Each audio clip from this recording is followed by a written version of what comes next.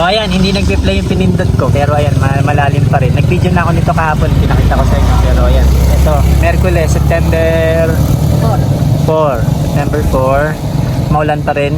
Nakalabas na yung, well, nasa norte na yung bagyo, pero maulan pa rin sa Nueva Ecija. Walang pasok ang mga bata. Balik tayo ng farm dahil pitas ngayon. Kahapon naglinis ako, di ba? Ayun yung tinuturo ko sa inyo kahapon, no? Yan yung parte na yan. Malalim, kaabot. Medyo bumaba kasi kahapon malalim pala. Ayun, no, yung marka, oh. Medyo bumaba. Kahapon talaga malalim. Medyo bumaba na, ayun, no, mababa na. Okay. Pero malalim pa rin po ito. Hindi ito yung normal na level ng ilog na Pampanga River pala, Pampanga River. Santa Isabel Bridge, Pampanga River. So, ayun. So, papunta na tayo ng bukid. Ito yung sa kabila. Hawakan mo na. Dahil tayo natawid. O may sasakyan. Ano, Bek? Nakaabang ka? Ha? Ay, kaloka, nakaabang ka? Ha? Alam mo na parating ako? Bek, halika na. Tanghali na kami. Yan na, sabi ko na nga, tanghali na nga kami. Diba? Ayan. Umaaraw pero ang dilim ng langit. O, dito tayo magsimula sa dulo naman. Iniwan namin si Kyla doon sa kabila. Sa unahan. Wala ka sombrero. Okay. Ayan palang nagawa mo. Oo, kasi mataas eh, no? Ang hirap putulin ng Oo, matigas. ng sitaw. Ng talong, oo. Kailangan ano ko na sa talaga. Diyan ako nasugatan eh. Tanggalin siya, yun lang. Pero buong araw yan. Pero nagtanim na ako. May tanim na yan. Ano yung laman yan? Sitaw yan. Yan, may tanim na yan. Nilagyan ng sitaw? Siyempre. Kala ko okra nilagay mo kahapon eh. Kasi 45 days, palaos na to, 45 days mamimitas ka na. Okay. Yan yung okra dyan, tataniman ko yan. Okay. Inumin ko lang to para habang... Loko, tignan mo ang taas ng araw. Pambihira. Ang taas ng araw, wala ka man lang sombrero. Dito ka na lang humarap po yan para makatago ka. Ikaw. Sige, pitas na tayo. Pitas na. Good lang, tapos kada tali na kagad direkta. Diyan ka, dito ako tatalit sa likod mo.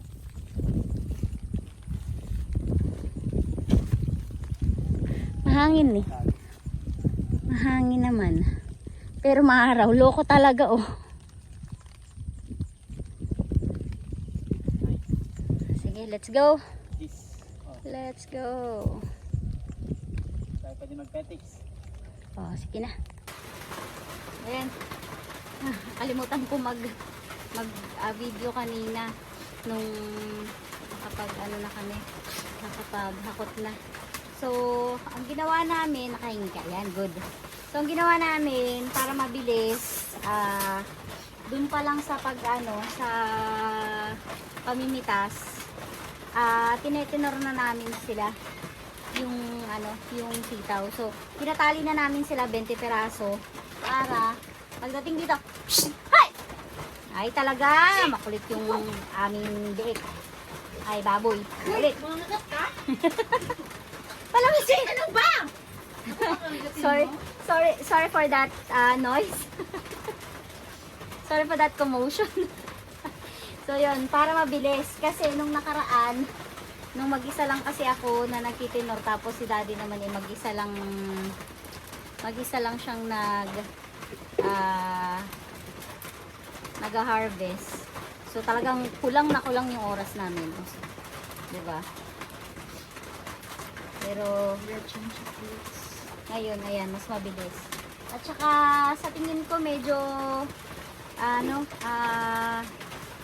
mas konti ang harvest ngayon kaysa nung nakaraan.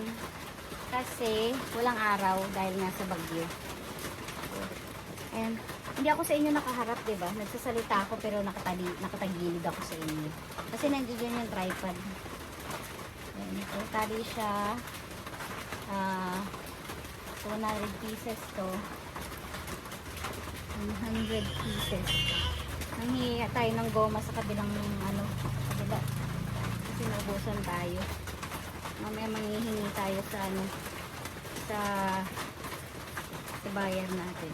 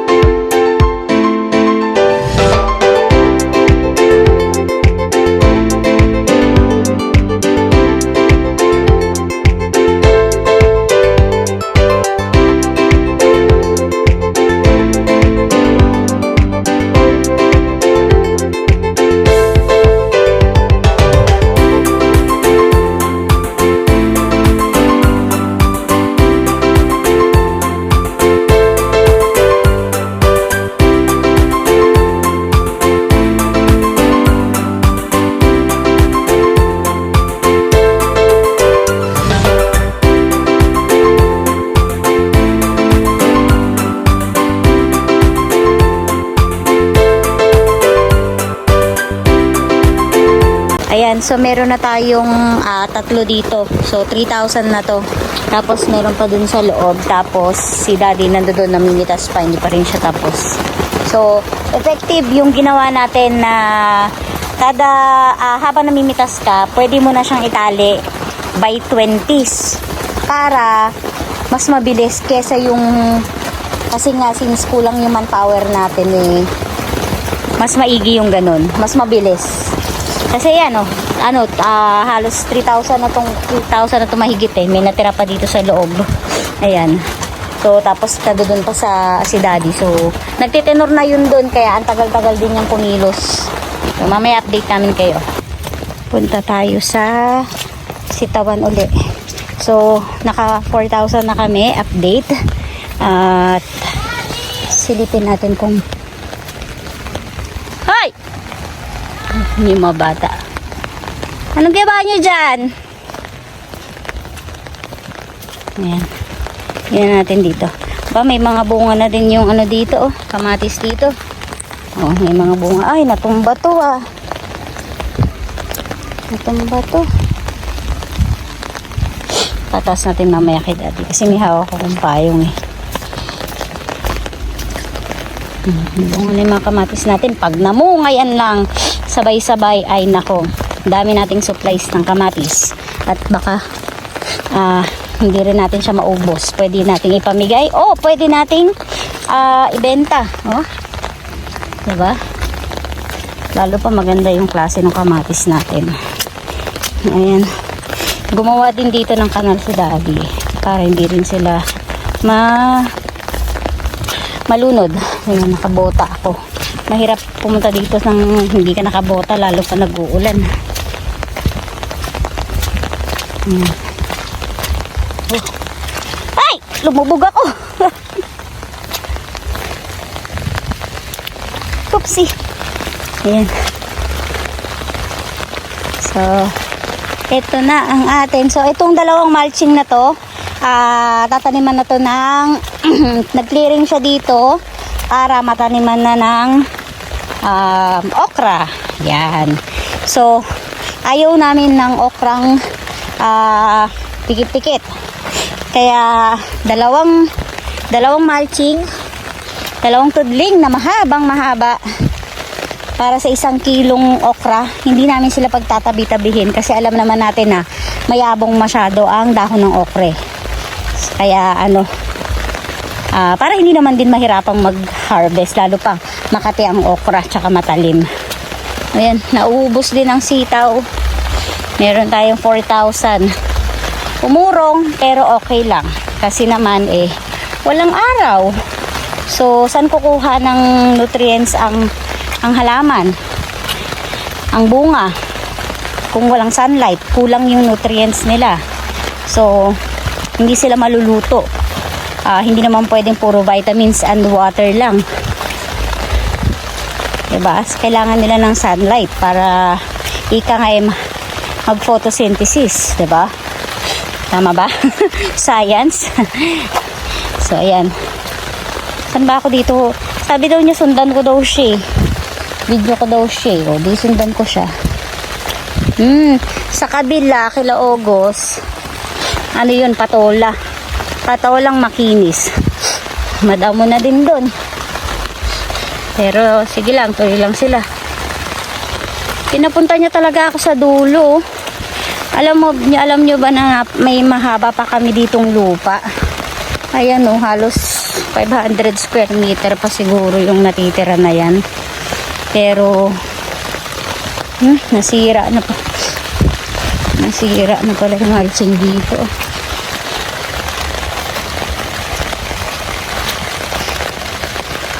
Taraya to. Nasira na din pala yung mulching dito. Pero bago yan, 'di ba? So yan yung madamo na yan. Dating pa yan. Talungan pa to. Pero at mayroong pa yan, may mga talong pa din yan, hindi pa rin namamatay. Pero wala na nga, natabunan na nga sila ng talahib. At pero kung i-clearing mo to, ano kayo mangyayari dito din grass cutter, pero matinding grass cutter siguro kailangan mo diyan kasi tatamaan mo yung ano, yung mga talong, 'di ba? Grabe, tumutunog yung tubig. Kailangan lang kanal eh. Ay, Diyos ko si Bik Bik. Bik Bik, ano talaga?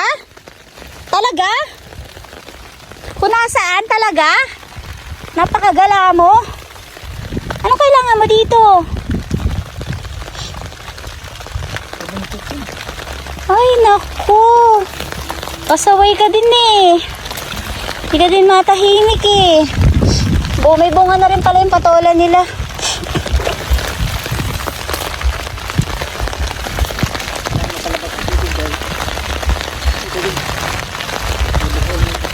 Ha? Mabahain.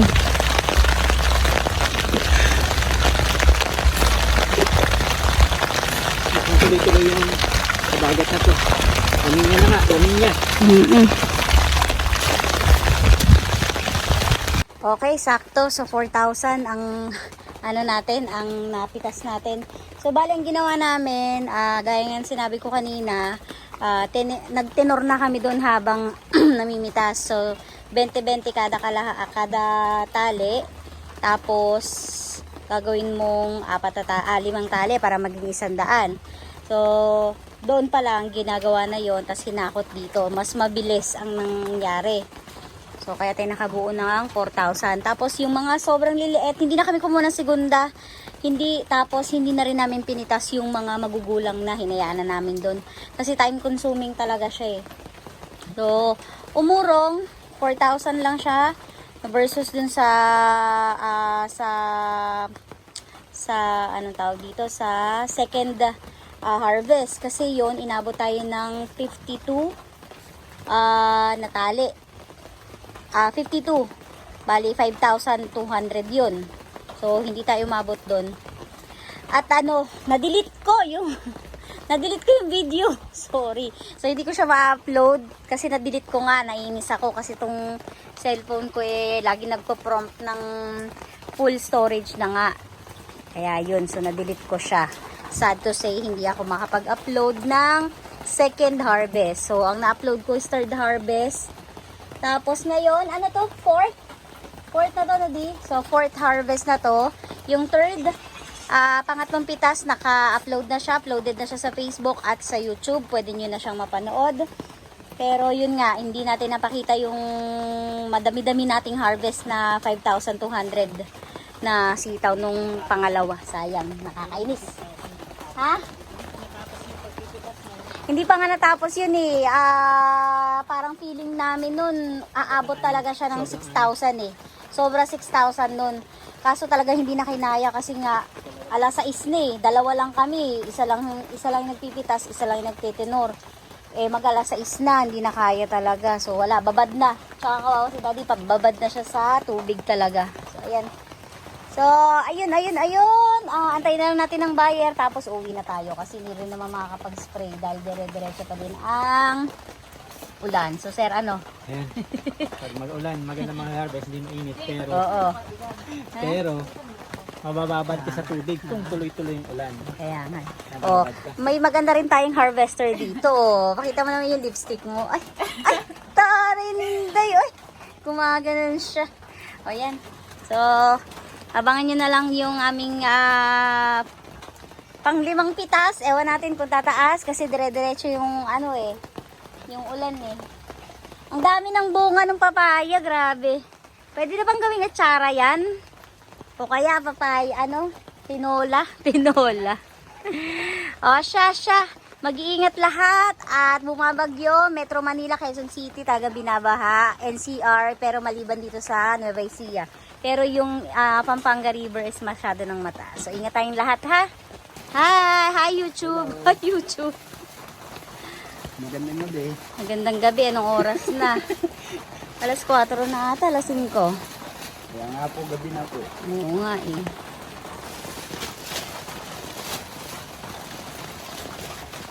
Ayan, so ito yung pangatlong harvest.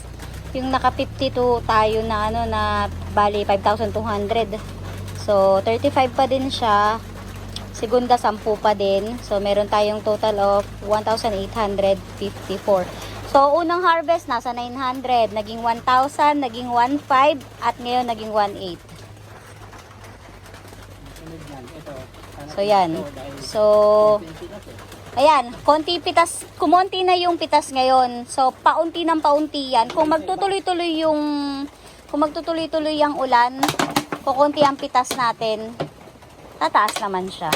So, gano'n lang naman yan eh. Naglalaro lang lagi, up and down eh. So, yan. So, tapos na. Nakuha na lahat ng napitas natin at tayo ay uuwi na.